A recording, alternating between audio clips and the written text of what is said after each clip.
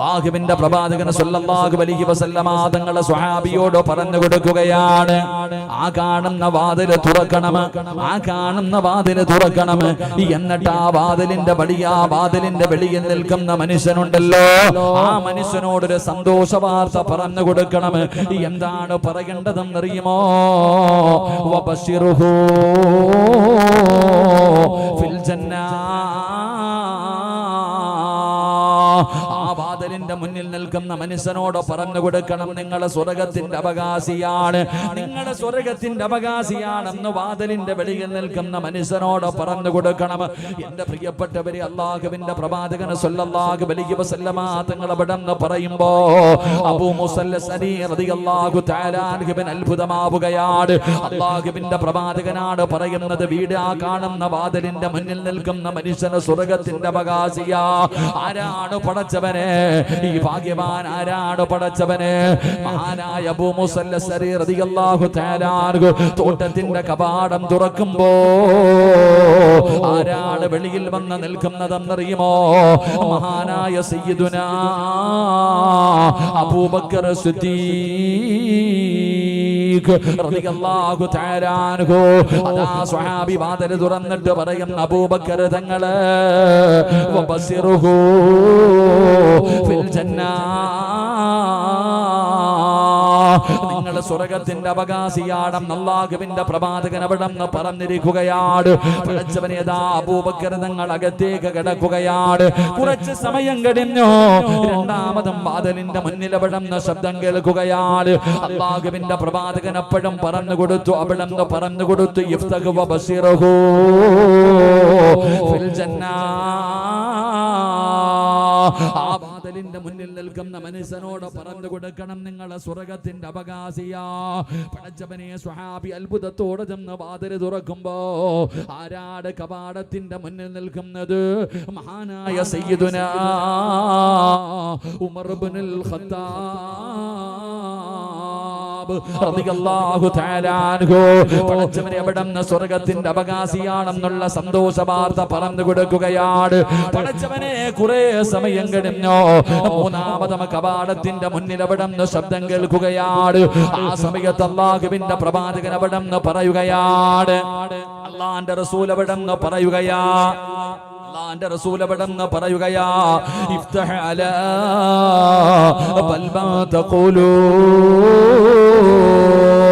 അല്ലാഹുവിന്റെ പ്രവാചകൻ അവിടെന്ന് പറയുന്ന ആ കവാടത്തിന്റെ പുറത്ത് നിൽക്കുന്ന മനുഷ്യനുണ്ടല്ലോ, ആ മനുഷ്യനോട് പറഞ്ഞു കൊടുക്കണം, നിങ്ങളെ സ്വർഗത്തിന്റെ അവകാശിയാണ്, നിങ്ങളെ സ്വർഗത്തിന്റെ അവകാശിയാണ്.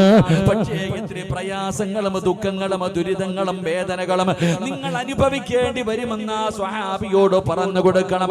അല്ലാഹുവിന്റെ പ്രവാചകൻ അവിടെന്ന് പറയുകയാ, അതാ അബൂ മുസൽ അശ്അരി റളിയല്ലാഹു തആല അൻഹു കവാടത്തിന്റെ വാതിൽ തുറക്കുമ്പോ ആരാണ് പുറത്ത് നിൽക്കുന്നതെന്നറിയുമോ? മഹാനായ സയ്യിദുനാ ഉസ്മാൻ ഇബ്നു അഫ്ഫാൻ റളിയല്ലാഹു തആല അൻഹു. കുറേ സമയം കഴിഞ്ഞു, നാലാമതും വാതിലിന്റെ മുന്നിൽ ശബ്ദം കേൾക്കുകയാണ്. അല്ലാഹുവിന്റെ പ്രവാചകൻ അപ്പോഴും പറഞ്ഞു, വാതിൽ തുറക്ക്, സ്വർഗത്തിന്റെ അവകാശിയാണെന്ന് പറഞ്ഞു കൊടുക്ക്. ആരാണ് കടന്നു വന്നത്? അലിയാര് തങ്ങളാണ്. എന്റെ പ്രിയപ്പെട്ടവരെ, നിങ്ങൾ ചിന്തിച്ചു നോക്കേണ്ട ഒരു കാര്യം എന്തെന്നറിയുമോ? അബൂബക്കർ തങ്ങൾ വന്നപ്പോ, ഉമർ ഇബ്നുൽ ഖത്താബ് തങ്ങൾ വന്നപ്പോ, അലിയാര് തങ്ങൾ കടന്നു വന്നപ്പോ അല്ലാഹുവിന്റെ പ്രവാചകൻ പറഞ്ഞു, വാതിൽ തുറന്നിട്ട് വാതിലിന്റെ മുന്നിൽ നിൽക്കുന്ന മനുഷ്യനോട് പറഞ്ഞു കൊടുക്കണം, നിങ്ങൾ സ്വർഗത്തിന്റെ അവകാശിയാണ്, നിങ്ങൾ സ്വർഗത്തിന്റെ അവകാശിയാണ് എന്ന് പറഞ്ഞു കൊടുക്കണമെന്ന് അല്ലാഹുവിന്റെ പ്രവാചകൻ അവിടെന്ന് പറയുമ്പോ, പക്ഷേ മഹാനായ സയ്യിദുനാ ഉസ്മാൻ ഇബ്നു അഫ്ഫാൻ, ഉസ്മാൻ തങ്ങൾ കവാടത്തിന്റെ മുന്നിൽ വന്ന് നിന്നപ്പോ അല്ലാഹുവിന്റെ പ്രവാചകൻ മൂന്ന് പേരോടും പറയാത്ത ഒരു വാക്കുകൂടെ പ്രത്യേകമായിട്ട് പറഞ്ഞു കൊടുത്തു. അബൂബക്കർ തങ്ങളോടും ഉമർ തങ്ങളോടും അലിയാർ തങ്ങളോടും പറയാത്ത ഒരു പ്രത്യേകമായിട്ടുള്ളൊരു വാക്ക് അല്ലാഹുവിന്റെ റസൂൽ പറഞ്ഞു കൊടുക്കുകയാ, അലാ ബൽവമ തഖൂലൂ.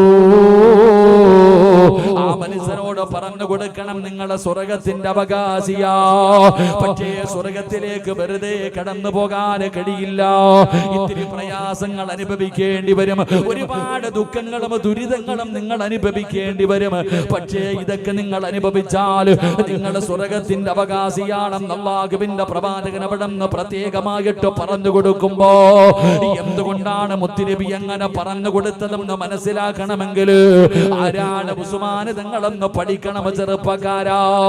അല്ലാഹുവിന്റെ പ്രവാചകന്റെ പ്രിയപ്പെട്ട സ്വഹാബിയായ ഉസ്മാൻ റളിയല്ലാഹു തആല അൻഹു ജന്നത്തുൽ ബഖീ എന്ന് പറയുന്ന ഖബർസ്ഥാനിലേക്ക് കടന്നു ചെല്ലുമ്പോ അല്ലാഹുവിന്റെ പ്രവാചകന്റെ പ്രിയപ്പെട്ട ഭാര്യമാരും മക്കളും സ്വഹാബികളും കിടക്കുന്ന ജന്നത്തുൽ ബഖീ എന്ന് പറയുന്ന ഖബർസ്ഥാനിന്റെ മധ്യഭാഗത്ത് കിടക്കുന്ന സ്വഹാബിയാ മഹാനായ സയ്യിദുനാ ഉസ്മാൻ ഇബ്നു അഫ്ഫാൻ റളിയല്ലാഹു തആല അൻഹു. ആ സ്വഹാബിയുടെ ചരിത്രം പഠിക്കണം ചെറുപ്പക്കാരാ. ആരാണ് ഉസ്മാൻ തങ്ങൾ? ഉസ്മാൻ തങ്ങളുടെ മഹത്വം എന്താണ്? ഉസ്മാൻ തങ്ങളുടെ ശ്രേഷ്ഠത എന്താണ്? ഏതെങ്കിലും ഒരു മനുഷ്യൻ ഉസ്മാൻ റളിയല്ലാഹു തആല അൻഹുവിന്റെ ചരിത്രം വായിച്ചു നോക്കിയാൽ ഈ സദസ്സിലിരിക്കുന്നവരോട് ഞാൻ പറയുകയാ, കരയാതെ വായിച്ചു തീർക്കാൻ നിങ്ങളെ കൊണ്ട് കഴിയില്ല. അല്ലാഹുവിന്റെ പ്രവാചകൻ സല്ലല്ലാഹു അലൈഹി വസല്ലമ തങ്ങൾ സ്വഹാബിയോട് വാതിലിൽ ശബ്ദം കേൾക്കുമ്പോൾ പറഞ്ഞു കൊടുത്തു, വാതിൽ തുറന്നിട്ട് പറയണം, ആ നിൽക്കുന്ന മനുഷ്യനോട് നീ സ്വർഗത്തിന്റെ അവകാശിയാണെന്ന് പറയാൻ പറഞ്ഞു. രണ്ടാമതും പറഞ്ഞു, അബൂബക്കർ തങ്ങൾ വന്നു, ഉമർ തങ്ങൾ വന്നു. പക്ഷേ ഉസ്മാൻ തങ്ങൾ വന്നപ്പോ ആ വാതിലിന്റെ വെളിയിൽ നിൽക്കുന്ന മനുഷ്യനോട് പറഞ്ഞു കൊടുക്കണം, സ്വർഗത്തിന്റെ അവകാശിയാണ്, പക്ഷേ ഇത്തിരി ബുദ്ധിമുട്ടും പ്രയാസം അനുഭവിക്കേണ്ടി വരും. അള്ളാഹു നമുക്ക് ഈമാൻ നൽകുമാറാകട്ടെ. എന്തുകൊണ്ടാണ് ആ സ്വഹാബിയോട് മാത്രം അങ്ങനെ പറയാനുള്ള കാരണം? അതറിയണമെങ്കിൽ ഉസ്മാൻ തങ്ങളുടെ ചരിത്രം പഠിക്കണം. ഉസ്മാൻ റളിയല്ലാഹു തആല അൻഹുവിന്റെ ചരിത്രം വായിച്ചു നോക്കണം. നിങ്ങൾ എത്ര ധൈര്യമുള്ള മനുഷ്യരാണെങ്കിലും ഞാൻ പറയുന്നു, നിങ്ങൾക്ക് വാശിയുണ്ടെങ്കിൽ ഉസ്മാൻ തങ്ങളുടെ ചരിത്രം വായിക്ക്, കരയരുത് നിങ്ങൾ. ഉസ്മാൻ റളിയല്ലാഹു തആല അൻഹുവിന്റെ ചരിത്രം കണ്ണ് നിറയാതെ ഒരു മനുഷ്യനും വായിച്ചു തീർക്കാൻ കഴിയില്ല. കാരണം ഉസ്മാൻ തങ്ങളുടെ ചരിത്രം അതാ. അല്ലാഹു നമുക്ക് പഠിക്കാൻ ഭാഗ്യം നൽകുമാറാകട്ടെ. ആരാണ് ഉസ്മാൻ തങ്ങൾ? എന്റെ പ്രിയപ്പെട്ട സഹോദരങ്ങളെ, അല്ലാഹുവിന്റെ പരിശുദ്ധമായ ദീനിലേക്ക് ഒന്നാമതായിട്ട് അംഗത്വമെടുത്ത് കടന്നു വന്ന സ്വഹാബിയ മഹാനായ സയ്യിദുനാ അബൂബക്കർ സിദ്ദീഖ്. കൊച്ചാപ്പാടെ പേരല്ല ഞാൻ പറഞ്ഞേ, ആരുടെ പേരാ പറഞ്ഞേ? നിങ്ങളുടെ കുടുംബത്തിലെ ഏതെങ്കിലും ഒരു കൂട്ടുകാരന്റെ പേരല്ല പറഞ്ഞത്. ലോകത്തുള്ള സർവ്വ മനുഷ്യരുടെയും ഈമാൻ എടുത്തൊരു ത്രാസിൽ വെച്ചു.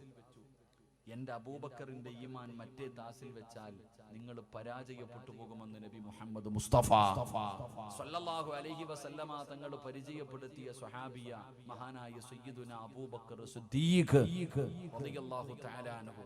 ഇസ്ലാമിലേക്ക് ഒന്നാമതായി മെമ്പർഷിപ്പ് എടുത്ത ആള്. രണ്ടാമതായിട്ട് അല്ലാഹുവിന്റെ ദീനിലേക്ക് കടന്നു വന്നത് മഹാനായ സയ്യിദുനാ അലി ഇബ്നു അബീ ത്വാലിബ് റളിയല്ലാഹു തആല അൻഹു. മൂന്നാമതായിട്ട് അല്ലാഹുവിന്റെ ദീനിലേക്ക് കടന്നു വന്നത് മഹാനായ സയ്യിദ് ഇബ്നു ഹാരിസ റളിയല്ലാഹു തആല അൻഹു. നാലാമനായിട്ട് അംഗത്വമെടുത്ത സ്വഹാബിയ മഹാനായ സയ്യിദുനാ ഉസ്മാൻ ഇബ്നു അഫ്ഫാൻ, നാലാമത്തെ മുസ്ലിം മഹാനായ ഉമർ ഇബ്നുൽ ഖത്താബ് റളിയല്ലാഹു തആല അൻഹു മുസ്ലിം ആകുന്നത് 40ാമത്തെ ആളായിട്ടാണ്. ഉമർ തങ്ങൾ മുസ്ലിം ആയത് 40ാമത്തെ ആളായിട്ടാ. അപ്പൊ നമ്മൾ പഠിക്കേണ്ടത് അല്ലാഹുവിന്റെ ദീനിലേക്ക് നാലാമനായിട്ട് കടന്നു വന്ന സ്വഹാബിയാണ് ഉസ്മാൻ ഇബ്നു അഫ്ഫാൻ റളിയല്ലാഹു തആല അൻഹു. ഞാൻ പറയുന്നു, നിങ്ങൾ ഉസ്മാൻ തങ്ങളുടെ ചരിത്രം വായിക്കുക. നിങ്ങൾ വായിക്കണം. ആണുങ്ങളും പെണ്ണുങ്ങളും എല്ലാവരും ഇന്ന് വായിക്കാൻ കിട്ടും മലയാളം. ഉസ്മാൻ റളിയല്ലാഹു തആല അൻഹുവിന്റെ ചരിത്രങ്ങൾ വായിക്കാൻ കിട്ടും. വാങ്ങിച്ച് നിങ്ങൾ വായിച്ചു നോക്ക്. നിങ്ങൾക്ക് പഠിക്കാൻ ഒരുപാട് പാഠങ്ങളും ഗുണപാഠങ്ങളും ഒരുപാട് കാര്യങ്ങൾ ആ മഹാനവറുകളുടെ ചരിത്രത്തിലുണ്ട്. അള്ളാഹു നമുക്ക് പഠിക്കാൻ ഭാഗ്യം നൽകുമാറാകട്ടെ. നമ്മൾ കരഞ്ഞു പോകും ഉസ്മാൻ തങ്ങളുടെ വഫാത്ത്. ആ വഫാത്തിന് ശേഷമുള്ള കാര്യങ്ങളൊക്കെ വായിക്കുമ്പോൾ പടച്ചവനെ നമ്മുടെ കൺതടങ്ങൾ നിറഞ്ഞു പോകും. അതാണ് ഉസ്മാൻ തങ്ങൾ. അള്ളാഹു പഠിക്കാൻ ഭാഗ്യം നൽകുമാറാകട്ടെ. അപ്പൊ ഉസ്മാൻ റളിയല്ലാഹു തആല അൻഹുവിന്റെ ചരിത്രം ഒന്നും പറയാൻ സമയമില്ല, ഞാൻ ചരിത്രം പറയണില്ല. ഉസ്മാൻ റളിയല്ലാഹു തആല അൻഹുവിന്റെ ചരിത്രം പറയണമെങ്കിൽ സാധാരണ ഒരാളല്ല, അള്ളാഹുവിന്റെ മലക്കുകളിൽ ലജ്ജിച്ച് തല താഴ്ത്തിയ മനുഷ്യനാ ഉസ്മാൻ റളിയല്ലാഹു തആല അൻഹു. സാധാരണ ഒരാളല്ല. അപ്പൊ ഉസ്മാൻ തങ്ങളുടെ ചരിത്രം പറയാൻ എന്തായാലും എന്നെ കൊണ്ട് കഴിയില്ല. ഉസ്മാൻ റളിയല്ലാഹു തആല അൻഹുവിന്റെ ചരിത്രം വായിച്ചു നോക്കിയപ്പോ അതിനകത്ത് നിന്ന് നമുക്ക് ഉപകാരപ്പെടുന്ന ചില ഗുണങ്ങളുണ്ട്. ഉസ്മാൻ റളിയല്ലാഹു തആല അൻഹുവിന്റെ ചില പ്രത്യേകതകളുണ്ട്.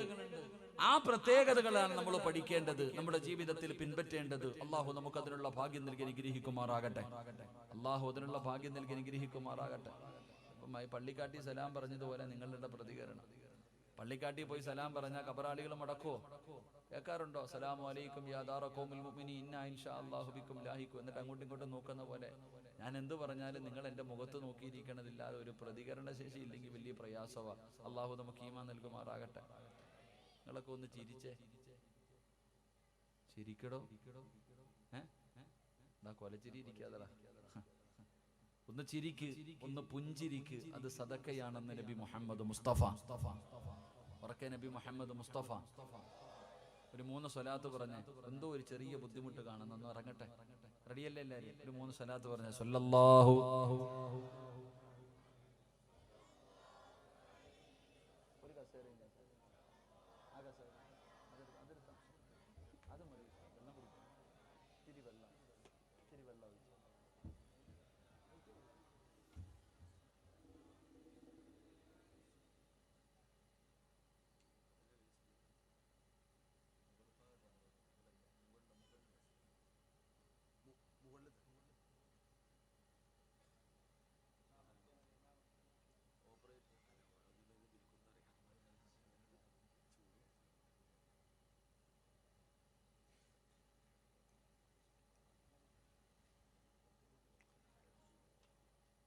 എങ്ങനെയാ തുറക്കുന്നതെന്ന് തന്നെ പലർക്കും അറിയണില്ല. നിങ്ങൾ ചിരിക്കണ്ട, അത് പെണ്ണുങ്ങൾക്ക് അറിയണ കാര്യമില്ല അതെങ്ങനെയാന്നുള്ളത്. അല്ലാഹു നമുക്ക് ഈമാൻ നൽകുമാറാകട്ടെ. എന്റെ പ്രിയപ്പെട്ട സഹോദരങ്ങളെ, സഹോദരിമാരെ, മഹാനായ സയ്യിദുനാ ഉസ്മാൻ ഇബ്നു അഫ്ഫാൻ റളിയല്ലാഹു തആല അൻഹു മഹാനവറുകളുടെ ചരിത്രം വായിച്ചു നോക്കുമ്പോൾ ഉസ്മാൻ തങ്ങൾക്കുണ്ടായിരുന്ന ഒരു മനോഹരമായ ഒരു ഗുണമുണ്ടായിരുന്നു. ഉസ്മാൻ റളിയല്ലാഹു തആല അൻഹുവിന്റെ ഒരു പ്രത്യേകത എന്ന് പറഞ്ഞാൽ ഉസ്മാൻ റളിയല്ലാഹു തആല അൻഹുവിന് വല്ലാത്ത ലജ്ജയായിരുന്നു. സാധാരണ ഒരു മനുഷ്യന്റെ ലജ്ജയല്ല. ഉസ്മാൻ റളിയല്ലാഹു തആല അൻഹുവിന്റെ പ്രത്യേകത എന്ന് പറഞ്ഞാൽ വല്ലാത്ത ലജ്ജ, സാധാരണ ലജ്ജയല്ല. ലോകത്ത് ഏറ്റവും കൂടുതൽ ലജ്ജയുള്ള മനുഷ്യൻ ആരായിരുന്നു എന്ന ചരിത്രങ്ങൾ പറയിപ്പിച്ചു തരുന്നത് ഉസ്മാൻ റളിയല്ലാഹു തആല അൻഹു അത്രയ്ക്കും ലജ്ജയാ, വല്ലാത്ത ലജ്ജയുണ്ടായിരുന്ന സ്വഹാബിയാണ് ഉസ്മാൻ റളിയല്ലാഹു തആല അൻഹു. ആ ഉസ്മാൻ റളിയല്ലാഹു തആല അൻഹുവിന്റെ ലജ്ജയെ കുറിച്ച് അറിയണമെങ്കിൽ എന്ത് പഠിക്കണമെന്നറിയുമോ? ഉസ്മാൻ റളിയല്ലാഹു തആല അൻഹുവിന്റെ ചരിത്രം നിങ്ങൾ വായിച്ചു നോക്ക് ചെറുപ്പക്കാരാ. അല്ലാഹുവിന്റെ പ്രവാചകൻ സ്വല്ലല്ലാഹു അലൈഹി വസല്ലമ തങ്ങളുടെ മുന്നിലേക്ക് 4-മനായിട്ട് കടന്നു വന്നിട്ടാണ് അല്ലാഹുവിന്റെ ദീനിലേക്ക് കടന്നു വരുന്നത്. 4-മനായിട്ട് അല്ലാഹുവിന്റെ പ്രവാചകൻ സ്വല്ലല്ലാഹു അലൈഹി വസല്ലമ തങ്ങളുടെ ചാരത്ത് കടന്നു വന്നിട്ട് മുത്തുനബിയുടെ കയ്യിൽ പിടിച്ചിട്ട് പെടുന്ന മുസാഫഹത്ത് ചെയ്ത ഷഹാദത്ത് കലിമ പറയുകയാണ്. അല്ലാഹുവിന്റെ പരിശുദ്ധമായ ദീനിലേക്ക് പെടുന്ന ഷഹാദത്ത് കലിമ പറഞ്ഞുകൊണ്ട് മുസ്ലിമായിട്ട് കടന്നു വരികയാ. ഉസ്മാൻ തങ്ങൾ ഈ ദുനിയാവിൽ ജീവിച്ചത് 82 വർഷമാണ്. 82 വർഷക്കാലമാണ് ഉസ്മാൻ തങ്ങൾ ഇവിടെ നിന്ന് ജീവിച്ചത്. ആ ഉസ്മാൻ റളിയല്ലാഹു തആല അൻഹു മരിക്കുന്ന കാലം വരെ തന്റെ കൈ കൊണ്ട് ഗുഹ്യഭാഗത്ത് തൊട്ടിട്ടില്ല.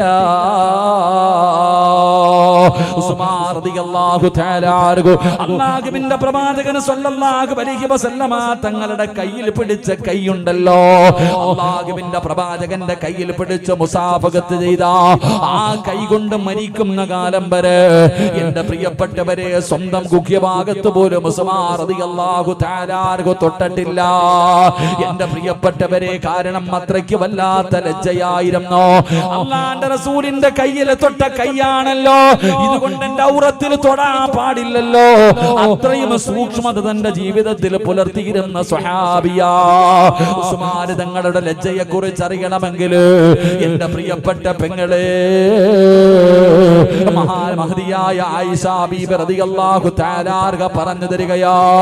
അല്ലാഹുവിന്റെ പ്രവാചകന്റെ പ്രിയപ്പെട്ട ഭാര്യയായ ആയിഷ ആയിഷ സിദ്ദീഖ റളിയല്ലാഹു തആല അൻഹ പറയുകയാണ്, ഒരു ദിവസം അല്ലാഹുവിന്റെ പ്രവാചകൻ എന്റെ മടിത്തട്ടിൽ കിടക്കുകയാ.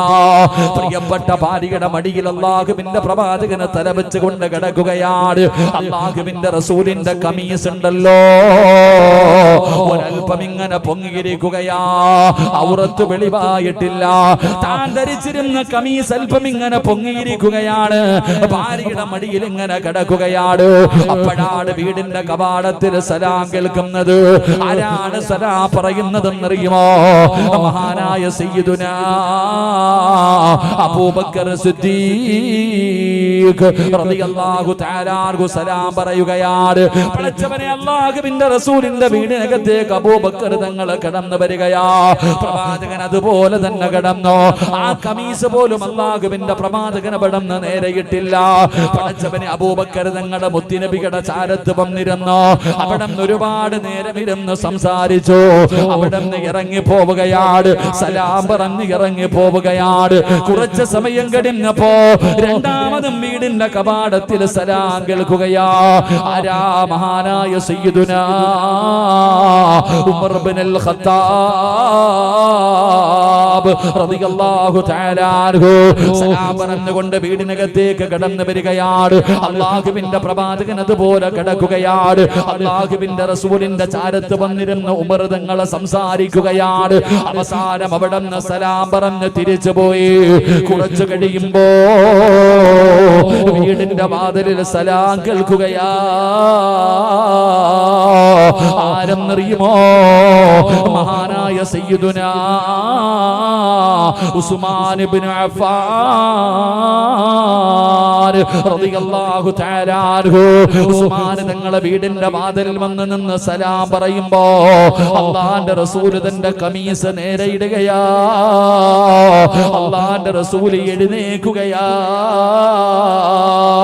ഉസ്മാൻ തങ്ങൾ അടുത്ത് വന്നോ. തങ്ങൾ അടുത്തു വന്നോ. അല്ലാഹുവിന്റെ പ്രവാചകന്റെ ചാരത്ത് വന്നിരുന്നു സംസാരിച്ചു. അവിടുന്ന് സലാം പറഞ്ഞ് ഇറങ്ങി പോകുമ്പോ ആയിഷ ബീവി റളിയല്ലാഹു തആല അൻഹ ചോദിക്കുന്നു, നബിയേ, യാ റസൂലല്ലാഹ്, അല്ലാഹുവിന്റെ പ്രവാചകര്, എന്റെ വാപ്പ വന്നപ്പോ എഴുന്നേറ്റില്ലല്ലോ. എന്റെ വാപ്പ വന്നപ്പോ നിങ്ങള് കമീസ് നേരെയിട്ടില്ലല്ലോ. വന്നപ്പോഴും നിങ്ങൾ എഴുന്നേറ്റില്ലല്ലോ. നിങ്ങളുടെ വസ്ത്രം നേരെയിട്ടില്ലല്ലോ. പിന്നെ എന്തുകൊണ്ടാണ് ഉസ്മാൻ നിങ്ങൾ കടന്നു വന്നപ്പോ നിങ്ങളുടെ കമീസ് നേരെയിട്ടല്ലോ? എന്തുകൊണ്ടാണ് നബിയെ നിങ്ങൾ എഴുന്നേറ്റതെന്ന് ചോദിക്കുമ്പോ അല്ലാഹുവിന്റെ പ്രവാചകൻ അവിടെന്ന് പറഞ്ഞു, ആയിഷ, ഉസ്മാന് വല്ലാത്ത ലജ്ജയാണ്. ആയിഷ, ഉസ്മാന് വല്ലാത്ത ലജ്ജയാ. ഉസ്മാനിന്റെ മുന്നിൽ ഇങ്ങനെ ഇരിക്കുന്നത് ഞാൻ ഇഷ്ടപ്പെടുന്നില്ല. ആയിഷ, ഉസ്മാൻ തങ്ങളുടെ ജീവിതം കണ്ടിട്ട് അല്ലാഹുവിന്റെ മലക്കുകൾ പോലും അവിടെ നിന്ന് ലജ്ജിച്ച് തലതാഴ്ത്തിയെന്ന് ചരിത്രം പറയുമ്പോ വല്ലാത്ത ലജ്ജയായിരുന്നു. ഉസ്മാൻ തങ്ങൾക്ക് വല്ലാത്ത ലജ്ജയായിരുന്നു. എന്റെ പ്രിയപ്പെട്ട സഹോദരങ്ങളോട്, സഹോദരിമാരോട് വഅദ് കേൾക്കാൻ കടന്നു വന്ന മുസ്ലിമേ, നിരന്നിരിക്കുന്ന പെങ്ങള്, അല്ലാഹുവിന്റെ പ്രവാചകന്റെ പ്രിയപ്പെട്ട സ്വഹാബിയായ മൂന്നാമത്തെ ഖലീഫയായ ഉസ്മാൻ റളിയല്ലാഹു തആല അൻഹു പടച്ചവനെ അല്ലാഹുവിന്റെ പ്രവാചകന്റെ കയ്യിൽ തൊട്ടതിനു ശേഷം ആ കൈ കൊണ്ട് മരിക്കുന്ന കാലം വരെ തന്റെ ഗുഹ്യഭാഗത്ത് പോലും തൊട്ടിട്ടില്ലെന്ന് ചരിത്രം പറയുമ്പോ എന്റെ പ്രിയപ്പെട്ടവരെ, ആ ഉസ്മാൻ തങ്ങളെ കിടക്കുന്ന സ്വർഗത്തിലേക്ക് കടന്നു പോകാൻ ആഗ്രഹിക്കുന്ന ചെറുപ്പക്കാരാ ഉണ്ടോ മുസ്ലിമേ? ലജ്ജ നിനക്കുണ്ടോ? ഈ പറയുന്ന നമുക്ക് ആർക്കെങ്കിലും ലജ്ജയുണ്ടോ? എന്റെ പ്രിയപ്പെട്ടവരെ, നമുക്കില്ലാതെ പോയത് ലജ്ജയാണല്ലോ. ഉസ്മാൻ റളിയല്ലാഹു തആല അൻഹു അല്ലാഹുവിന്റെ പ്രവാചകൻ സല്ലല്ലാഹു അലൈഹി വസല്ലമ തങ്ങളുടെ കയ്യിൽ പിടിച്ച് മുസാഫഹത്ത് ചെയ്തതിനു ശേഷം ആ കൈ കൊണ്ട് സ്വന്തം ഔറത്തിൽ പോലും തൊട്ടിട്ടില്ല. നമ്മളോ? വല്ലാത്ത ലജ്ജയുള്ള സഹാബിയാണ് ഉസ്മാൻ തങ്ങൾ. നമ്മുടെ ജീവിതം എടുത്തു നോക്കിക്കേ. നമ്മളിൽ ആർക്കാപ്പ ലജ്ജ? ലജ്ജ എന്ന് പറഞ്ഞാൽ എന്താണെന്ന് ഇനി നമ്മൾ പഠിക്കണം. യഥാർത്ഥത്തിൽ ലജ്ജ എന്താണെന്ന് നമുക്ക് അറിയില്ല. നമുക്ക് ലജ്ജ എന്താണെന്ന് നമുക്കറിയില്ല. ഇപ്പൊ നിങ്ങൾ ഉദാഹരണം, നിങ്ങൾക്ക് എന്നോട് ദേഷ്യം തോന്നരുത്. ഇപ്പൊ നിങ്ങൾ എത്ര ആണുങ്ങൾ വഴുത് കേൾക്കാൻ വന്നു. ഈ വഅദ് കഴിഞ്ഞിട്ട് നിങ്ങൾ ഇവിടെ നിന്ന് ഇറങ്ങിപ്പോകുന്ന രംഗമുണ്ട്. ഞാൻ പറയുന്നത് നിങ്ങളൊന്ന് ശ്രദ്ധിക്കണം. ഈ വഅദ് കഴിഞ്ഞിട്ട് ഇവിടെ നിന്ന് ഇറങ്ങി പോകുമ്പോ, നിങ്ങളുടെ വീട്ടിലേക്ക് പോകുമ്പോ, ഈ സദസ്സിലിരിക്കുന്ന പല പ്രായമുള്ള വാപ്പമാരും പോകുന്നത് എങ്ങനെയാണെന്നറിയാവോ? ഈ ഉടുത്തിരിക്കണം മുണ്ടും മടക്കി അങ്ങോട്ട് ഉടുത്തും. ഈ ഉടുത്തിരിക്കണം മുണ്ടങ്ങോട്ട് മടക്കി ഉടുത്തും. ഏതുവരെ? വാപ്പാടെ അണ്ടർവെയർ പുറത്ത് കാണുന്നത് വരെ. കാരണം ഈ വഅദ് കേൾക്കാമെന്ന ആണുങ്ങളും പെണ്ണുങ്ങളും പോകുമ്പോ വാപ്പാടെ തൊട കാണണം. കാരണം ഇറച്ചിക്കടയിൽ തൂക്കിയിട്ടിരിക്കുക കാല്. അതുപോലെ വാപ്പാടെ തൊട നാട്ടുകാരെ വഅദ് കഴിഞ്ഞിട്ടാ പോണേ. നിങ്ങൾ മനസ്സിലാക്ക്. വഅദ് കഴിഞ്ഞിട്ട് പോകുന്ന വാപ്പയുടെ രംഗമാണ് ഞാൻ പറയുന്നത്. ഈ തൊട നാട്ടുകാർക്ക്, വാപ്പായ്ക്ക് അറിയാം മുട്ടുപൊക്കളിന്റെ ഇടയിലുള്ള സ്ഥലം ഔറത്താന്നറിയാത്ത മനുഷ്യനാണോ? നിങ്ങൾ ചിന്തിക്ക്.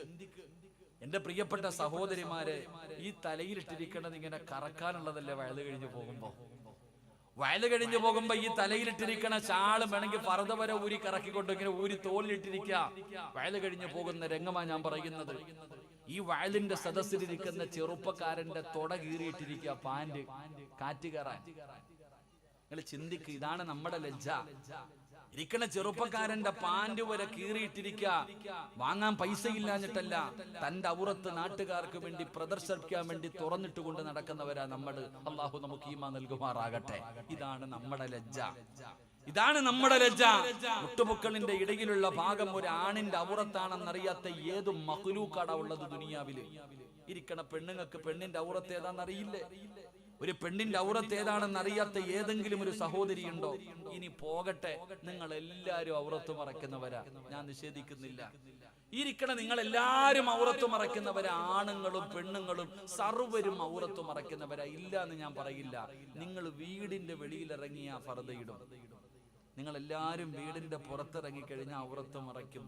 നിങ്ങൾ എല്ലാവരും ഔറത്ത് മറയ്ക്കും. അള്ളാഹു ഭാഗ്യം തരുമാറാകട്ടെ. ആമീൻ പറ. അള്ളാഹു നിലനിർത്താൻ ഭാഗ്യം തരുമാറാകട്ടെ. പക്ഷെ വീടിനകത്തോ? അതാ ചോദ്യം. വീടിന്റെ അകത്തോ? ഈ ഇരിക്കണം വാപ്പായും ഉമ്മായി ഇവിടെ ഇരിക്കുന്നല്ലേ. ഞാൻ ചോദിക്കട്ടെ ഉമ്മ, നിന്റെ വീടിന്റെ അകത്ത് 18ഉം 20ഉം വയസ്സുള്ള മകൻ ഈ മുട്ടിലിന്റെ മുകളിൽ ഇടാൻ പറ്റുന്ന ഒരു നിക്കറുണ്ട്, അതിനെന്താ പറയാ? ബർബൂഡ ഇല്ലേ? ഒരു നിക്കർ വിട്ടുകൊണ്ട് നിന്റെ വീട്ടിൽ കൂടെ നടക്കുമല്ലോ. അതേ വീട്ടിലല്ലേ 15 വയസ്സുള്ള നിന്റെ മോളുള്ളത്? നീ മനസ്സിലാക്കേണ്ടത് അവിടെ. നിന്റെ 15 വയസ്സുള്ള മകള് നിന്റെ വീട്ടിലുണ്ട്. ആ മകളുടെ മുന്നിലൂടെ നിന്റെ മോനി നിക്കറിട്ടുകൊണ്ട് നടക്കുന്നല്ലോ. ഇത് ശരിയാണോ? നിന്റെ മകൻ 18ഉം 20ഉം വയസ്സുള്ള മകൻ നിന്റെ വീട്ടിലുണ്ട്. അവന്റെ മുന്നിലൂടെ 10ാം ക്ലാസ്സിൽ പഠിക്കുന്ന നിന്റെ മോള് നൈറ്റ് ഡ്രസ് പോലും തോറ്റുപോകുന്ന ബനീൻ ഇട്ടുകൊണ്ട് വീട്ടിൽ നടക്കുന്നല്ലോ. ഇത് ശരിയാണോ? അപ്പൊ നീ ചോദിക്കൂ, ഉസ്താദ് അവര് കൂടപ്പറപ്പല്ലേ? എന്തൊരു ചോദ്യം എന്നറിയോ ഉസ്താദെ? അവര് സഹോദരനെ കാണാവോ നിന്റെ ഔറത്ത്? എത്ര കാണിക്കുന്നു? ഞാൻ ചോദിക്കുന്നത്, സഹോദരന്റെ ഔറത്ത് സഹോദരിക്ക് കാണാൻ പറ്റുമോ? സഹോദരിയുടെ ഔറത്ത് സഹോദരന് കാണാൻ പറ്റുമോ? ഇതെവിടെ നീ പഠിച്ചേ? എടാ, നിന്റെ കൂടപ്പറപ്പിന് നിന്റെ ഔറത്ത് കാണിക്കാൻ പറ്റുമോ? ഇല്ലേ? പോട്ടെ, നിങ്ങളുടെ ആരുടെയെങ്കിലും ഉമ്മയുടെ ഔറത്ത് ഇരിക്കണ ഏതെങ്കിലും പെണ്ണിന് കാണാൻ അനുവാദമുണ്ടോ? ഏതെങ്കിലും ഒരു വാപ്പയുടെ ഔറത്ത് കാണാൻ മക്കൾക്ക് അനുവാദമുണ്ടോ? നിങ്ങൾ എന്തേ പഠിക്കാത്ത ഖുർആൻ? കൂടപ്പുറപ്പും നാട്ടുകാരും പോകട്ടെ, ഉമ്മയുടെ ഔറത്ത് മകന് കാണാൻ പാടുണ്ടോ? ഇല്ലേ? ഇതാ പഠിക്കേണ്ടത്. അള്ളാഹുവിന്റെ വിശുദ്ധമായ ഖുർആൻ എടുത്തു നോക്ക്. 3 സമയങ്ങളിൽ മാതാപിതാക്കളുടെ റൂമിന്റെ അകത്ത് മക്കൾ കയറണമെങ്കിൽ ചോദിക്കണം. ഞാൻ പറഞ്ഞതല്ല, അല്ല പറഞ്ഞതാ. അള്ളാഹു പറയുന്നു 3 സമയങ്ങളിൽ മാതാപിതാക്കളുടെ ബെഡ്റൂമിന്റെ അകത്ത് കയറണമെങ്കിൽ മക്കൾ ചോദിക്കണം. ഏത് മക്കള്? 7 വയസ്സിന് താഴെ പ്രായമുള്ളത്. 7 വയസ്സിന് താഴെ പ്രായമുള്ള മക്കൾ മാതാപിതാക്കളുടെ ബെഡ്റൂമിന്റെ അകത്ത് കയറണമെങ്കിൽ ചോദിക്കണം 3 സമയം. ഏതാ 3 സമയം? വെളുപ്പാങ്കാലം, സുബഹിക്ക് മുമ്പുള്ള സമയം, 2 ഉച്ചഭക്ഷണം കഴിച്ചിട്ട് കിടന്നുറങ്ങുന്ന സമയം, 3 രാത്രിയിൽ. ഈ 3 സമയങ്ങളിൽ മാതാപിതാക്കളുടെ റൂമിന്റെ അകത്ത് മക്കൾ ചോദിക്കാതെ കയറാൻ പാടില്ല എന്ന് അള്ളാഹുവിന്റെ. ഒരു ഉദാഹരണം ഞാൻ പറയാം. നമ്മളൊക്കെ രാത്രി കിടക്കുമ്പോ ഒരു മുണ്ടുടുക്കും, ഉടുക്കൂലേ? നമ്മളൊക്കെ രാത്രി കിടന്നുറങ്ങുന്ന സമയം ഒരു മുണ്ടുടുത്തിട്ടാ കിടന്നുറങ്ങണത്. നിങ്ങളൊക്കെ മാക്സി ഇടൂല്ലേ? ഇല്ലേ? പോട്ടെ. നമ്മളൊക്കെ മുണ്ടുടുത്തിട്ട് കിടന്നുറങ്ങും. രാവിലെ വെളുപ്പാൻ കാലത്ത് സുബഹിക്ക് എഴുന്നേക്കുമ്പോ ആദ്യം തിരയണത് ഈ മുണ്ട് എവിടെ നിന്നല്ലേ? അല്ലേ? എന്തപ്പോ നിങ്ങൾ മലക്കളിരിക്കണ പോലെ ഇരിക്കണേ? രാവിലെ ഉറക്കത്തിൽ നിന്ന് ആമിന എന്റെ മുണ്ടെന്ത് ഓ മനുഷ്യ കട്ടിലിനടി കിടക്കുന്ന മനുഷ്യ അല്ലേ നീ ഇട്ടിരിക്കണ മാക്സിയോ സുബ്ഹാനല്ലാഹ്. അപ്പൊ 4 മണി 4:30 സമയത്ത് ഒരു 7 വയസ്സുകാരൻ അനുവാദമില്ലാതെ വാപ്പാടയും ഉമ്മാടയും ബെഡ്റൂമിന്റെ അകത്ത് കയറി വന്ന ഗോപക്കടപ്പുറത്ത് സായിപ്പ് അടക്കണ പോലെ വാപ്പ അടക്കണേ. നിങ്ങൾ ചിന്തിക്ക്. സത്യത്തിൽ ഉമ്മയുടെ ഔറത്ത് കണ്ട ഒരു മകനും ഒന്നും തോന്നാറില്ല, ഒരു മകൾക്കും. എന്തിനാ 7 വയസ്സുകാരൻ പോട്ടെ 70 വയസ്സുകാരന് തോന്നുമോ? എടാ നമ്മുടെ ഉമ്മയെ കുളിപ്പിക്കണ മക്കളില്ല. നമ്മുടെ ഉമ്മയുടെ ഔറത്ത് കണ്ട വാപ്പയുടെ ഔറത്ത് കണ്ട നമുക്കൊന്നും തോന്നാറില്ല. എന്നിട്ടും അള്ളാഹു പറഞ്ഞു ചെറിയ മക്കളാണെങ്കിലും കാണരുത്, ചെറിയ കുട്ടികളാണെങ്കിലും മാതാപിതാക്കളുടെ ഔറത്ത് പോലും കാണരുത് എന്ന് അള്ളാന്റെ ഖുർആൻ പറയുമ്പോ വീട്ടിൽ ആരുമില്ല, ബെഡ്റൂം പൂട്ടിയിട്ട് വാതിൽ തുറന്നിട്ടിട്ട് കുഞ്ഞിന്റെ കൂടെ കയറി ബാത്റൂമിൽ കയറി കുളിക്കണ ആമിനായോടെ ഞാനിത് പറയുന്നത്. അള്ളാഹു ഈമാൻ നൽകുമാറാകട്ടെ. ഉമ്മായും മക്കളും കൂടെ ഒരുമിച്ചാ കുളിക്കണേ. ഉമ്മ വിചാരിക്കും ചെറിയ കുട്ടിയല്ലേ എന്തിനാ ഡ്രസ്സ് പടച്ചവനെ. ആണുങ്ങളുടെ കാര്യം പറയണ്ട, ആണുങ്ങള് പലരും തോർത്ത് ഇട്ടിരിക്കണത് ബാത്റൂമിന്റെ ഡോറിന്റെ മുകളിലാണ്. ആകെ തോർത്തും കൊണ്ടാ കുളിക്കാൻ പോകുന്നേ. ആ തോർത്തെവിടെ? അവൻ തല തോർത്താൻ മാത്രമേ അത് ഉപയോഗിക്കത്തുള്ളൂ. കാരണം ബാത്റൂമിനകത്തല്ലേ, ഒന്നുമില്ലല്ലോ, ലൈവല്ലേ അതിനകത്ത്. അള്ളാഹു കാത്തിരക്ഷിക്കുമാറാകട്ടെ. അങ്ങനെ കുളിക്കാൻ പാടില്ല എന്നല്ലേ. അപ്പൊ ഞാൻ പറഞ്ഞു വന്നത്, സ്വന്തം ഉമ്മയുടെ ഔറത്ത് പോലും മക്കൾക്ക് കാണാൻ പാടില്ല, വാപ്പയ്ക്ക് കാണാൻ പാടില്ല. ഇതറിയുന്ന നീ നിന്റെ മോള് അല്ലെങ്കിൽ നിന്റെ മകൻ ഇത്രയേ ഉള്ള നിക്കറിട്ടുകൊണ്ട് നടക്കുമ്പോ അവന്റെ പെടലിക്കൊന്ന് കൊടുത്തിട്ട്, എടാ ഇവിടെ നിന്റെ പെങ്ങളുണ്ട്, ഇവിടെ നിന്റെ ഉമ്മയുണ്ട്, നിന്റെ ഔറത്ത് ഇവരെ കാണിക്കാൻ പാടില്ല, ഇങ്ങനെ നടക്കരുത് എന്ന് പറയാൻ നിന്നെ കൊണ്ട് എന്തുകൊണ്ട് കഴിയുന്നില്ല? നീ ഒരു പെണ്ണല്ലേ, നിന്റെ പ്രായപൂർത്തിയായ മകള് രാത്രി ഭക്ഷണം കഴിക്കാൻ കൂടപ്പറപ്പിന്റെ മുന്നിൽ വന്ന് വാപ്പയുടെ മുന്നിലിരിക്കുമ്പോ മോളെ ഇങ്ങനെ ഇരിക്കാൻ പാടില്ല, ഇത് രാത്രി കിടന്നുറങ്ങുന്ന സമയം നിന്റെ ബെഡ്റൂമിന്റെ അകത്ത് ധരിക്കേണ്ട വസ്ത്രമാണെന്ന് പറഞ്ഞു കൊടുക്കാൻ എന്റെ പ്രിയപ്പെട്ടവരെ എന്തുകൊണ്ട് കഴിയുന്നില്ല എന്ന് നിങ്ങളൊന്ന് ചിന്തിച്ചു നോക്കൂ. നാണമില്ലാതെ പോയല്ലോ, ഈ ഉമ്മത്തിന് ലജ്ജയില്ലാതെ പോയല്ലോ. ആ ലജ്ജയില്ലാത്തത് കൊണ്ടല്ലേ പടച്ചവനെ ഇങ്ങനെ ഒരു കാലത്ത് നമ്മൾ ജീവിക്കുന്നത്. ആണിനും പെണ്ണിനും ഇന്ന് ലജ്ജയില്ലാതെ പോവുകയാണ്. എല്ലാമിനും വല്ലാത്ത സ്വാതന്ത്ര്യമാണല്ലോ. ആ ലജ്ജയില്ലാത്തത് കൊണ്ടാണ് പടച്ചവനെ ആരോടാ ഇത് പറയുന്നത്? പ്രായമുള്ള വാപ്പയും ഉമ്മയും ഭാര്യയും മക്കളും കൂടെ ഒരുമിച്ചിരുന്ന് സെക്സ് പടം കാണുന്ന കാലമല്ലോ. പടച്ചവനെ ഇംഗ്ലീഷ് പടം കാണുന്നത് ഫാമിലി ഒരുമിച്ചിരുന്ന കെട്ടിപ്പിടിച്ച് ചുംബനം കൊടുക്കുന്നത് വാപ്പ കാണുന്നുണ്ട്, ഉമ്മ കാണുന്നുണ്ട്, സഹോദരൻ കാണുന്നുണ്ട്, സഹോദരി കാണുന്നുണ്ട്. ഒരാൾക്കും നാണമില്ലല്ലോ. ഇതൊക്കെ ഇന്ന് പാപമല്ലല്ലോ ഉസ്താദ് എന്ന് ചിന്തിക്കുന്ന മുസ്ലിമേ, എന്റെ പ്രിയപ്പെട്ടവരോട് പറയുകയാണ്, അല്ലാഹുവിന്റെ പ്രവാചകൻ അവിടെന്ന് പറഞ്ഞു തന്നല്ലോ, അല്ലാഹുവിന്റെ റസൂൽ അവിടെന്ന് പറഞ്ഞല്ലോ, ഒരു കാലഘട്ടം കടന്നു വരും, ഒരു കാലഘട്ടം കടന്നു വരും, ലജ്ജയില്ലാത്ത സമൂഹമേ. അന്ന് വഴിയിൽ കടന്ന് വ്യഭിചരിക്കുമെന്ന് അല്ലാഹുവിന്റെ പ്രവാചകന് പറഞ്ഞത് മറന്നു പോകരുത്. അന്ന് റോഡിൽ കടന്ന് വ്യഭിചരിക്കുമല്ലോ. പടച്ചവനെ, ഞങ്ങളൊക്കെ ഈ ഹദീസ് പഠിച്ചപ്പോ അത്ഭുതപ്പെട്ടു പോയിട്ടുണ്ട്. ആരാ അല്ലാഹ് റോഡിൽ കടന്ന് വ്യഭിചരിക്കുന്നത്?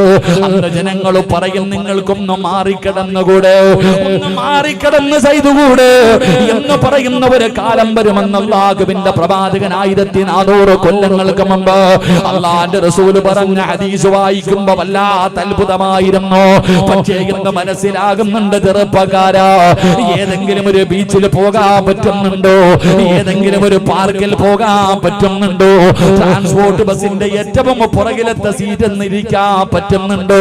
റോഡിൽ നിൽക്കുമ്പോ പടച്ചവനെ ഇണകളെ പോലെ അതാ കെട്ടിപ്പിടിച്ചുകൊണ്ട് പെണ്ണുങ്ങളെ പോകുന്ന രംഗം കാണുന്നവരല്ലേ പടച്ചവനെ. എന്തേ പെങ്ങള്, അല്ലാഹുവേ, ഒരു കുട കിട്ടിയാൽ, ഒരു മരത്തിന്റെ ചരിവ് കിട്ടിയാൽ ആ സ്ഥലത്ത് പോലും കെട്ടിപ്പിടിച്ചിരുന്ന് ചുംബനം കൊടുക്കുന്നവർ പടച്ചവനെ മാളിക. ഈ രാജ്യത്ത് നിനക്ക് എന്ത് വേണമെങ്കിലും ചെയ്യാൻ സ്വാതന്ത്ര്യമുണ്ട്, അതിനെ കുറിച്ച് ഞാൻ പറയുന്നില്ല. എന്റെ പ്രിയപ്പെട്ട പെങ്ങളോട് എനിക്കൊരു അപേക്ഷയേ ഉള്ളൂ, നിനക്ക് എന്ത് വേണമെങ്കിലും ചെയ്യാം, നിനക്കെന്തും ധരിക്കാം, എങ്ങനെ വേണമെങ്കിലും നിങ്ങൾക്ക് നടക്കാം.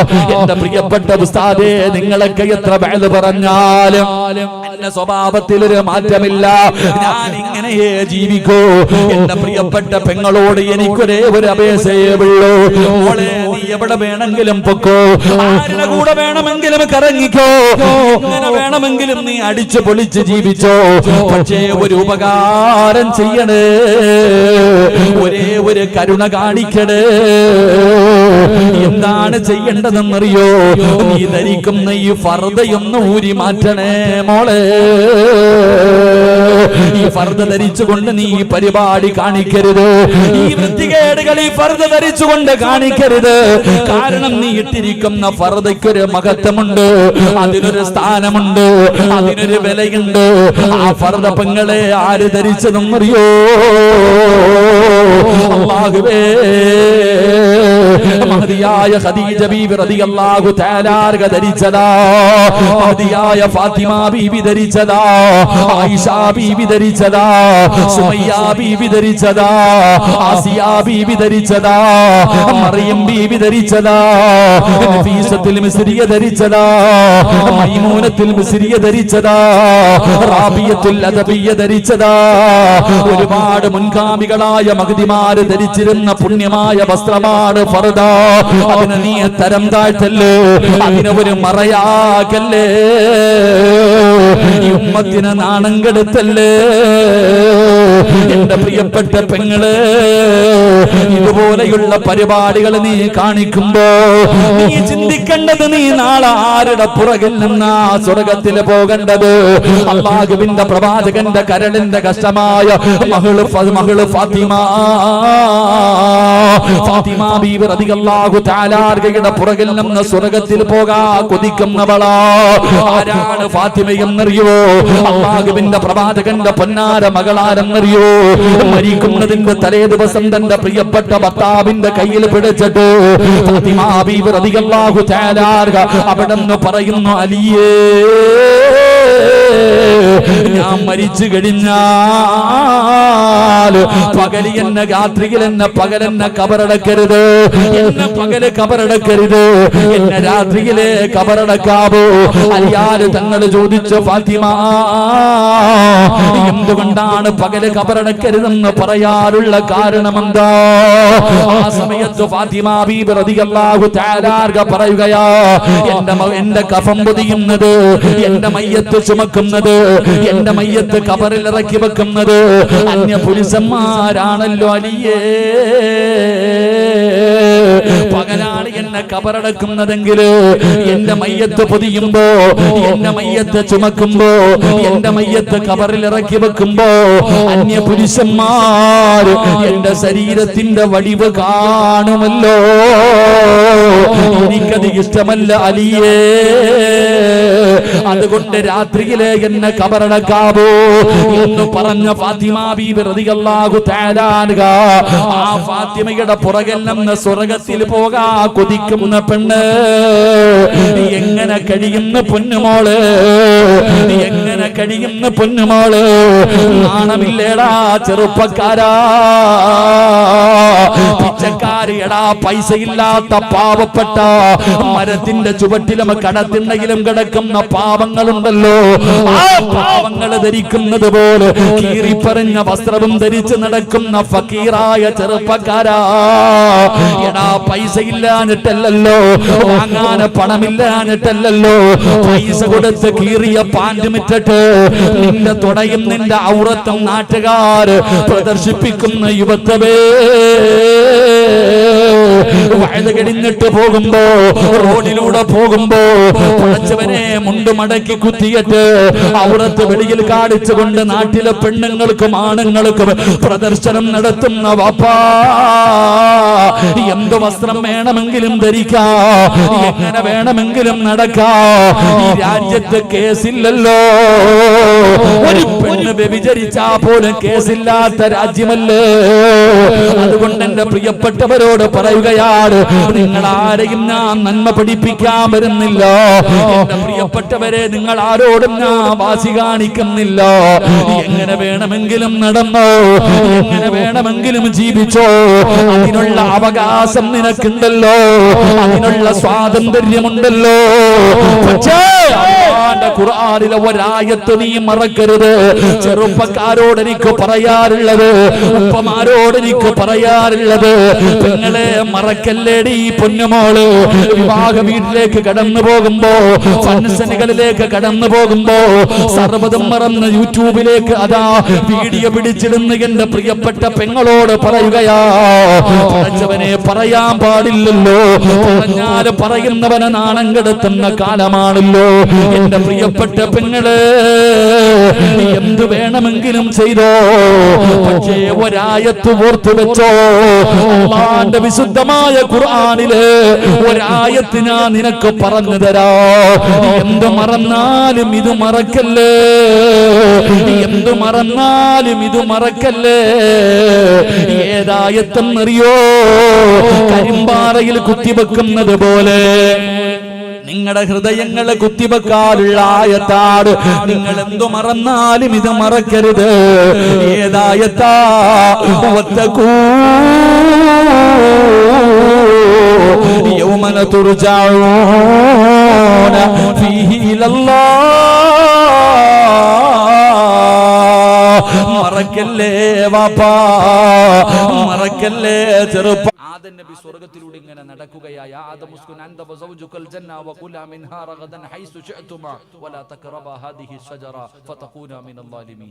ആദം നബി സ്വർഗ്ഗത്തിലൂടെ ഇങ്ങനെ നടക്കുന്നുണ്ട്. പഴങ്ങൾ, അല്ലാഹുവേ തോട്ടങ്ങൾ, അരുവികൾ, പുഴകൾ, മനോഹരമായ സ്വർഗ്ഗം ഇങ്ങനെ കണ്ട് ആസ്വദിച്ചു ആസ്വദിച്ചു ആസ്വദിച്ചു നടക്കുകയാ. ഒരു ദിവസം അല്ലാഹു ചോദിക്കുന്നു, ആദമേ, എന്താ നിനക്കൊരു സന്തോഷമില്ലാത്ത? ഈ സ്വർഗം തന്നിട്ട് പോലും നിനക്ക് എന്തേ ഒരു സന്തോഷമില്ലാത്ത? ആദം നബി പറഞ്ഞ മറുപടി എന്തെന്നറിയോ? ഒറ്റയ്ക്ക് നടന്നിട്ടൊരു സുഖമില്ല. സ്വർഗത്തിൽ കിടക്കുന്ന ആദം നബി അള്ളാഹിനോട് പറയുകയാ, ഇതൊക്കെ എനിക്ക് കിട്ടിയിട്ടും എന്തോ ഒരു കുറവുള്ളതുപോലെ. ഹവ്വാ റളിയല്ലാഹു തആല അൻഹുവിനെ കൊടുത്തപ്പോഴാ ആദം നബി പറഞ്ഞത്, ഇപ്പോഴാ റെഡിയായതെന്ന്. അള്ളാഹു ഈമാൻ നൽകുമാറാകട്ടെ. ഇതാണ് ഭാര്യയും ഭർത്താവും. സ്വർഗത്തിനേക്കാളും വലുതാ സഹോദര ദുനിയാവിലെ ജീവിതം. ഭാര്യയും ഭർത്താവും തമ്മിലുള്ള ജീവിതം തന്നെ സ്വർഗമാ. അള്ളാഹു ഈമാൻ നൽകുമാറാകട്ടെ. കാരണം ഖുർആൻ പറഞ്ഞത്, അള്ളാഹുവിന്റെ പരിശുദ്ധമായ ഖുർആൻ പറഞ്ഞ എന്തെന്നറിയോ? വിവാഹം കഴിച്ചാൽ സമാധാനം കിട്ടുമെന്ന. എല്ലാരും ചോദിക്കുക, എന്തിനാ പെണ്ണ് കെട്ടണേ? പൈസക്കാണോ? അല്ലടാ. വിവാഹം കഴിക്കുന്നവന് 3 കാര്യങ്ങൾ ഉണ്ടാകും. ഒന്ന്, അവൻ അള്ളാഹു സമാധാനം കൊടുക്കുമെന്ന് അള്ളാഹുവിന്റെ വിശുദ്ധ ഖുർആൻ. അള്ളാഹു നമുക്ക് ഈമാൻ നൽകുമാറാകട്ടെ. കല്യാണം കഴിച്ചാൽ എന്ത് കിട്ടും? പറയടോ, എന്ത് കിട്ടും? ഉറക്കപ്പറ, എന്ത് കിട്ടും? നിങ്ങൾ എന്താ പറയണത്? പെണ്ണ് കെട്ടിയപ്പോഴാ അത് പോയെന്ന്. കല്യാണം കഴിച്ച സമാധാനം കിട്ടുമെന്ന് അള്ള പറയുന്നു. നീ പറയുന്ന ഉസ്താദെ, ഈ സാധനം എന്നാണോ എന്റെ തലയിൽ കയറിയത് അന്നത്തോടു കൂടി അത് പോയെന്ന്. ഇതാണ് നമ്മൾ പറയണത്. കാരണം എന്ത്? നീ ജീവിക്കുന്നത് നോവല് നോക്കിയിട്ടാ, അല്ലെങ്കിൽ ഏതെങ്കിലും സ്റ്റോറികൾ വായിച്ചിട്ട്, അല്ലെങ്കിൽ സീരിയലിൽ കടന്ന് അഭിനയിക്കുന്നത് പോലെ ജീവിക്കണം വെച്ചാൽ നടക്കോ? നിന്റെ പാവപ്പെട്ട അബൂബക്കർ കാക്ക എവിടെ തൂക്കിക്കൊണ്ട് പോയാലും നിന്നെ. എന്റെ പ്രിയപ്പെട്ടവരെ, ഞാൻ പറഞ്ഞു വന്നത്, അള്ളാഹുവിന്റെ പ്രവാചകൻ സല്ലല്ലാഹു അലൈഹി വസല്ലമ തങ്ങളുടെ മകൾ, അവിടെ നിന്ന് അള്ളാഹുവിന്റെ റസൂല് തന്റെ പൊന്നുമകളെ റുഖിയ ബീവി റളിയല്ലാഹു തആല അൻഹയ്ക്ക് പോയി ഖിദ്മത്ത് ചെയ്യാൻ ആ ഭർത്താവിനോട് പറഞ്ഞു കൊടുത്തത്. അതുകൊണ്ട് നിങ്ങൾ അടുക്കളയിലൊക്കെ ഒന്ന് പോകണം. ആഴ്ചയിൽ ഒരു ദിവസം അടുക്കളയിൽ ഒന്ന് പോയി ആ പാവപ്പെട്ടവരുടെ കൂടെ നിൽക്കണം, സഹായിക്കണം. അള്ളാഹു നമുക്ക് ഈമാൻ നൽകുമാറാകട്ടെ. ഭാര്യയ്ക്ക് ഖിദ്മത്ത് ചെയ്തു കൊടുക്കണം. അവളെ നമ്മൾ ആദരിക്കാൻ പഠിക്കും. ഭാര്യ ആദരിക്കണമെന്ന്. എന്താ പോയി കരിയണ തീവെല്ലാം കത്തുന്നുണ്ടോ? ഭാര്യ ആദരിക്കാൻ പഠിക്കണം, പെണ്ണിനെ ആദരിക്കാൻ പഠിക്കണം. അല്ലാഹു നമുക്ക് ഭാഗ്യം നൽകുമാറാകട്ടെ. അത് പിന്നീട് എപ്പോഴെങ്കിലും വഴു പറയാം, ഇപ്പൊ സമയമില്ല. അപ്പൊ രണ്ടാമത്തെ കാര്യം, എന്റെ പ്രിയപ്പെട്ട സഹോദരങ്ങളെ, ദുന്നൂറൈൻ, അല്ലാഹുവിന്റെ പ്രവാചകൻ അവിടുന്ന് പറഞ്ഞു തരികയാണ്, ലോകത്ത് കടന്നു വന്ന 1,24,000 പരം വരുന്ന പ്രവാചകന്മാര്, ആ പ്രവാചകന്മാരുടെ 2 പെൺമക്കളെ വിവാഹം കഴിക്കാൻ ഭാഗ്യം കിട്ടിയ ഏക മനുഷ്യരാരെന്നറിയുമോ? മഹാനായ സയ്യിദുനാ ഉസ്മാൻ ഇബ്നു അഫ്ഫാൻ റളിയല്ലാഹു തആല അൻഹു ഉസ്മാൻ തങ്ങളുടെ ജീവിതത്തിൽ ഉണ്ടായിരുന്ന മൂന്നാമത്തെ ഗുണമെന്തെന്നറിയുമോ? പടച്ചറബ്ബേ, ഒരുപാട് സമ്പത്ത് ഉണ്ടായിരുന്ന സ്വഹാബിയാണ്. അല്ലാഹു ഒരുപാട് സമ്പത്ത് കൊടുത്ത സ്വഹാബിയാ. പക്ഷേ അല്ലാഹു കൊടുത്തത് അല്ലാഹുവിന് തന്നെ തിരിച്ചു കൊടുക്കാൻ വല്ലാത്ത ഒരു മനസ്സുണ്ടായിരുന്നു. അല്ലാഹുവേ, മഹാനായ നബി മുഹമ്മദ് മുസ്തഫ സല്ലല്ലാഹു അലൈഹി വസല്ലമ തങ്ങളെ മസ്ജിദുൻ നബവിയിൽ ഇരുന്നിട്ട് പ്രവാചകൻ അവിടുന്ന് ചോദിച്ചു, സഹാബ, യുദ്ധത്തിന് വേണ്ടി തയ്യാറെടുക്കുകയാണ്, അതുകൊണ്ട് മുസ്ലിമീങ്ങളെ സഹായിക്കണം. ആരാണ് സഹായിക്കുന്നത്? ആരാണ് സഹായിക്കുന്നത്? അല്ലാഹുവിന്റെ പ്രവാചകനെ പള്ളിക്കകത്തിരുന്ന് ചോദിക്കുമ്പോ ഉസ്മാൻ റളിയല്ലാഹു തആല അൻഹു ചാടി എഴുന്നേൽക്കുകയാണ്. നഅം യാ റസൂലല്ലാഹ്, ഞാനുണ്ട് നബിയേ. 100 ഒട്ടകങ്ങളും ആ ഒട്ടകത്തിന്റെ മുകളിൽ വെക്കാനുള്ള കട്ടിലും ഞാൻ തരാ നബിയേ. 100 ഒട്ടകങ്ങളും അതിന് ആവശ്യമുള്ള സാധനങ്ങൾ ഞാൻ തരാ. അല്ലാഹുവിന്റെ പ്രവാചകൻ അവിടുന്ന് ദുആ ചെയ്യുകയാ. കുറച്ചു സമയം കഴിഞ്ഞു അല്ലാഹുവിന്റെ റസൂൽ ചോദിച്ചു, ഇനി ആരാ ഉള്ളത്? ഇനി ആരാ ഉള്ളത്? നഅം യാ റസൂലല്ലാഹ്, ഞാനുണ്ട് നബിയേ. 200 ഒട്ടകങ്ങളെ കൂടെ തരാ നബിയേ. ആദ്യം 100 കൊടുത്തു, പിന്നെ 200 കൊടുത്തു. അല്ലാഹുവിന്റെ പ്രവാചകൻ അവിടുന്ന് ദുആ ചെയ്തു. പിന്നെയും ചോദിക്കുന്നു, സ്വഹാബ, ആരുണ്ട് സഹാബ? നഅം യാ റസൂലല്ലാഹ്, 300 കൂടെ തരാ നബിയേ. 300 എണ്ണത്തിനെ കൂടെ തരാ നബിയേ. അല്ലാഹുവിന്റെ പ്രവാചകൻ അവിടുന്ന് ദുആ ചെയ്യുകയാണ്. സ്വഹാബികൾ പറഞ്ഞത് എന്തെന്നറിയോ? അല്ലാഹുവിന്റെ പ്രവാചകനെ ചോദിച്ചു കൊണ്ടിരുന്നെങ്കിൽ ഉസ്മാൻ തങ്ങൾ തന്റെ സമ്പത്ത് മുഴുവനും കൊടുക്കുമായിരുന്നു. അതിനും മടിയില്ലാത്ത സഹാബിയാ, അതിനും മടിയില്ലാത്ത സഹാബിയാ. അല്ലാഹുവിന്റെ പ്രവാചകന് തബൂക്ക് യുദ്ധത്തിന് വേണ്ടി പിരിവ് നടത്തുമ്പോ, റസൂലുള്ളാഹി പിരിക്കുമ്പോ ഉസ്മാൻ തങ്ങൾ പറഞ്ഞു, നബിയേ, 900 അവിടെന്ന് പറയുകയാണ്, 950 ഒട്ടകങ്ങളെ തരാ നബിയേ. 50 കുതിരകളെ തരാ നബിയേ. 10,000 സ്വർണ്ണ നാണയം തരാ നബിയേ. അംബാനിയുടെ പണത്തിന്റെ വലിപ്പം കണ്ട് ഞെളിയുന്ന മനസ്സാ. മോനെ, അവനൊന്നും ഉസ്മാൻ തങ്ങളുടെ മുന്നിൽ ആരുമായിരുന്നില്ല. 950 ഒട്ടകങ്ങള്, യഥാ 50 കുതിരകള്, 10,000-ഓളം വരുന്ന സ്വർണ്ണ നാണയം ഞാൻ തരാ നബിയേ. ഉസ്മാൻ തങ്ങൾ അങ്ങനായിരുന്നു. പടച്ചവനെ, അതാ നിങ്ങൾ ഇന്ന് മക്കത്തും മദീനത്ത് പോകുമ്പോ ഒരുപാട് കിണറുകൾ കാണുമല്ലോ. ഉസ്മാൻ തങ്ങളുടെ പേരുള്ള ഒരു കിണർ കാണുമല്ലോ. അല്ലാഹുവേ, ഒരു യഹൂദിയുടെ കയ്യിലിരുന്ന കിണറാട്, ഒരു യഹൂദിയുടെ കയ്യിലിരുന്ന കിണറ. മുസ്ലിമീങ്ങൾക്ക് വെള്ളം കോരാൻ സമ്മതിക്കുന്നില്ല, മുസ്ലിമീങ്ങൾക്ക് വെള്ളം കൊടുക്കാൻ സമ്മതിക്കുന്നില്ല. അല്ലാഹുവിന്റെ പ്രവാചകൻ സല്ലല്ലാഹു അലൈഹി വസല്ലമ തങ്ങൾ ചോദിച്ചു, ആരാ ഈ കിണർ വാങ്ങിച്ചു കൊടുക്കുക? ഉസ്മാൻ റളിയല്ലാഹു തആല അൻഹു ആ മനുഷ്യന്റെ അടുക്കൽ പോയിട്ട് ചോദിച്ചു, എത്ര രൂപ വേണം? 35,000 വെള്ളി നാണയം എണ്ണി അങ്ങോട്ട് കൊടുത്തു. 35,000 വെള്ളി നാണയം എണ്ണിക്കൊടുത്തിട്ട് ആ മനുഷ്യൻ ആ കിണർ വാങ്ങിയിട്ട് മുത്തുനബിയുടെ കയ്യിൽ, മുത്തുനബി സല്ലല്ലാഹു അലൈഹി വസല്ലമ തങ്ങളോട് പറഞ്ഞു, നബി, ആ കിണർ ഞാൻ വാങ്ങി മുസ്ലിമീങ്ങൾക്ക് വേണ്ടി ഞാൻ കൊടുത്തു, ആർക്ക് വേണമെങ്കിലും വരാം. അതാ മനസ്സ്. അല്ലാഹുവിന്റെ പരിശുദ്ധമായ മക്കയും മദീനയും കഅബയൊക്കെ നമ്മൾ കഅബാലയത്തിൽ പോകുമല്ലോ.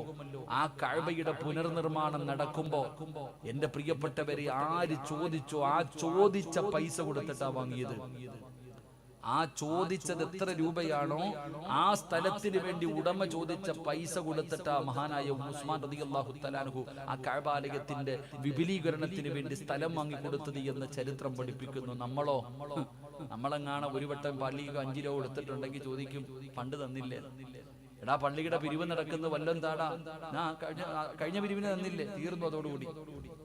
നമുക്കങ്ങനെ ചോദിച്ചാൽ കൊടുക്കാൻ നമുക്ക് മനസ്സില്ല. എന്റെ പ്രിയപ്പെട്ടവരെ, അല്ലാഹു തന്ന സമ്പത്ത് അല്ലാഹ്ക്ക് തന്നെ കൊടുക്കുന്ന ഒരു മനസ്സ് അത് എല്ലാവർക്കും ഉണ്ടാകണമെന്നില്ല. അത് എല്ലാവർക്കും കഴിയില്ല. ചിലപ്പോ കോടിക്കണക്കിന് ആസ്തിയുള്ളവന് ചിലപ്പോ അതിനുള്ള മനസ്സുണ്ടാകണമെന്നില്ല. വാടക വീട്ടിൽ കിടക്കുന്നതല്ലേ വഴുതിന് വരുന്ന പെണ്ണുങ്ങൾ സ്വർണ്ണാഭരണം ഇട്ടുകൊണ്ട് ഗൾഫുകാരന്റെ ഭാര്യ സുഖിച്ചിരിക്കുമ്പോ ഉസ്താദെ ഒരു മോതിരം എന്തിനാ? 8 ലക്ഷം കടവുണ്ട് ഉസ്താദെ, ദുആ ചെയ്യാൻ. നിനക്ക് 1 രൂപ കടവില്ല, 8 ലക്ഷം വീടിനകത്തിരിക്കുന്നുണ്ട്. നിന്റെ വീടിന്റെ അലമാരിക്കകത്ത് 10ഉം 25ഉം പവൻ നീ കെട്ടിവെച്ചിട്ടുണ്ട്. നിനക്ക് മനസ്സില്ല. പക്ഷേ കടക്കാരിയായ കേറിക്കിടക്കാൻ വീടില്ലാത്ത പെങ്ങള് തന്റെ കയ്യിൽ കിടന്ന് ദൂരി തരുന്നത് അതൊരു മനസ്സാ. അത് അല്ലാഹു കൊടുക്കുന്നതാ. അത് അല്ലാഹു കൊടുക്കുന്നതാ. കാരണം എന്റെ പ്രിയപ്പെട്ടവരെ, ഒരു മനുഷ്യന് 1 രൂപ സദഖ കൊടുക്കണമെങ്കിൽ 70 ശൈത്താൻ കയ്യിൽ പിടിക്കും. 70 ശൈത്താൻ കയ്യെ പിടിച്ചിട്ട് പറയും, ദാരിദ്ര്യം വരും, മക്കളെ കെട്ടിക്കണം, വീട് വെക്കണം, കൊറോണ വരുന്നുണ്ട്, ലോക്ക്ഡൌൺ വരും, കച്ചവടം തകർന്നു പോകും, അതുകൊണ്ട് കൊടുക്കല്ലേ കൊടുക്കല്ലേ എന്ന് 70 ശൈത്താന്മാര് കയ്യിൽ പിടിച്ചുകൊണ്ട് പറയും. ആ 70 പേരെ തള്ളിയിട്ടാലേ നിനക്ക് 1 രൂപ സദഖ കൊടുക്കാൻ കഴിയൂ എന്ന് ആദരവായ പ്രവാചകൻ നബി മുഹമ്മദ് മുസ്തഫ.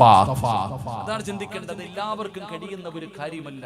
എന്റെ പ്രിയപ്പെട്ടവരെ, അള്ളാഹു ഇഷ്ടപ്പെട്ടവർക്ക് മാത്രമേ സദഖ കൊടുക്കാൻ പറ്റൂ. അത് നല്ല കാര്യത്തിന് വേണ്ടി ഗാനമേളയ്ക്ക് കൊടുക്കാം, ഫുട്ബോൾ കളിക്ക് കൊടുക്കാം, ഫ്ലെക്സ് വെക്കാൻ കൊടുക്കാം, അല്ലെങ്കിൽ പത്രത്തിൽ വരുമെങ്കിൽ കൊടുക്കാം. അള്ളാഹു ഇഷ്ടപ്പെട്ട കാര്യങ്ങൾക്ക് വേണ്ടി സദഖ കൊടുക്കണമെങ്കിൽ അതിന് അല്ലാഹ് ഇഷ്ടപ്പെടുക തന്നെ ചെയ്യണം. അള്ളാഹു നമുക്ക് ഈവ നൽകുമാറാകട്ടെ. സംഘാടകർ ബക്കറ്റുമായിട്ട് നിങ്ങളുടെ മുന്നിലേക്ക് കടന്നു വരുന്നു. എന്തിനു വേണ്ടി എന്നറിയുമോ? ഈ പള്ളിയുടെ വരുമാനത്തിന് വേണ്ടി ഒരു 5 സെന്റ് വാങ്ങാൻ, ഒരു 5 സെന്റ് സ്ഥലം വാങ്ങാൻ. അൽഹംദുലില്ലാഹ്, അള്ളാഹുവിന്റെ പള്ളിക്ക് വേണ്ടി എന്റെ പ്രിയപ്പെട്ടവരെ, അവര് നിങ്ങളുടെ മുന്നിലേക്ക് കടന്നു വരികയാ. ഇബ്ലീസ് കടന്നു വന്നു. ഓരോ മനുഷ്യന്റെ ചാരത്തും, ഓരോ വ്യക്തിയുടെ ചാരത്തും ഇബ്ലീസ് കടന്നു വന്നു. 70 അല്ല 700 എണ്ണം അടുത്ത് വന്ന് നിൽക്കുന്നുണ്ട്. കൊടുക്കല്ലേ കൊടുക്കല്ലേ. ഇന്ന് നിങ്ങൾ അവനെ പരാജയപ്പെടുത്തിയാൽ, ഇന്ന് നിങ്ങൾ ആരെങ്കിലും അവനെ പരാജയപ്പെടുത്തിയാ, പെങ്ങളെ രക്ഷപ്പെടും. പെങ്ങളെ നിനക്ക് രക്ഷപ്പെടാൻ കഴിയും. ഇന്നവരെ പരാജയപ്പെടുത്തിയ മരണസമയത്ത് നിന്നെ പിഴപ്പിക്കാൻ വരുമ്പോ അവനെ പരാജയപ്പെടുത്താൻ നമുക്ക് കഴിയുമല്ലോ. അല്ലാഹുവിന്റെ പ്രവാചകൻ പറഞ്ഞു, അസ്സദഖതു റദ്ദുൽ ബലായാ. സദഖ വിപത്തുകളെ തട്ടിമാറ്റുമെന്നാണ്. സദഖ വിപത്തുകളെ തട്ടിമാറ്റുമെന്നാണ്. എന്റെ പ്രിയപ്പെട്ടവരെ, നിനക്ക് വരാനിരിക്കുന്ന മാരകമായ രോഗങ്ങളും അപകടങ്ങളും ഇതൊക്കെ തട്ടിമാറ്റാൻ സദഖയ്ക്ക് കഴിയുമല്ലോ. ക്യാൻസർ മരുന്നില്ലെന്ന് ആരാ പറഞ്ഞത്?